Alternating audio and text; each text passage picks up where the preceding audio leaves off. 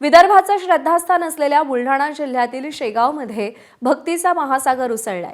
श्री संत गजानन महाराजांच्या समाधीचं दर्शन घेण्यासाठी राज्यासह देशभरातून हजारो भाविक शेगावमध्ये दाखल झालेत। मंदिर परिसरात पहाटेपासूनच भाविकांच्या रांगा लागलेल्या असून गुरुपौर्णिमेनिमित्त विविध धार्मिक कार्यक्रमांचं आयोजन करण्यात आलंय। शेगावमधून आपले प्रतिनिधी संजय महाजन आपल्याला अधिक अपडेट देतील।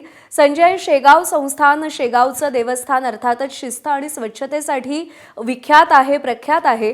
आज कशी सुविधा आहे सगळ्या भाविकांसाठी आणि काय वातावरण शेगावमध्ये पाहायला मिळतंय?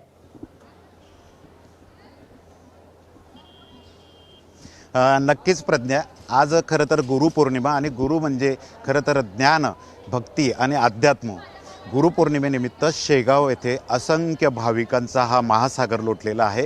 शेगाव येथील संस्थांबद्दल सांगायचं म्हणजे खरं तर येथे शिस्त, शांतता आणि संयम मी जर तुम्हाला दाखवलं तर या ठिकाणी मोठ्या प्रमाणात देशभरातून लाखो भाविक हे गुरूंना वंदन करण्यासाठी, संत गजानन महाराजांना वंदन करण्यासाठी गणगण गणात बोतेच्या गजरात मंदिरात पोहोचलेले आहेत।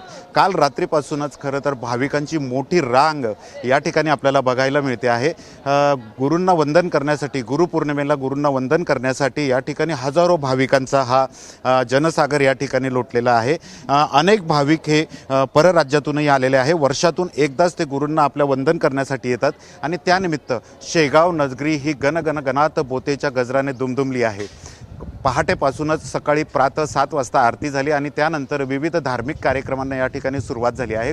गुरुपौर्णिमेनिमित्त आज दिवसभर मोठ्या प्रमाणात या ठिकाणी भाविक असणार आहे। विविध धार्मिक कार्यक्रम आयोजित करण्यात आलेले आहे आणि त्यानिमित्त शेगाव संस्थानने, गजानन महाराज संस्थानने सुद्धा मोठी तयारी या ठिकाणी भाविकांच्या सोयीसाठी केलेली आहे। पोलिसांनी सुद्धा चोख बंदोबस्त या ठिकाणी ठेवलेला आहे आणि सकाळची ही रम्य पहाट गुरुपौर्णिमेनिमित्त शेगावसाठी बरोबर, अत्यंत प्रासादिक वातावरण शेगावमध्ये आपल्याला पाहायला मिळतंय।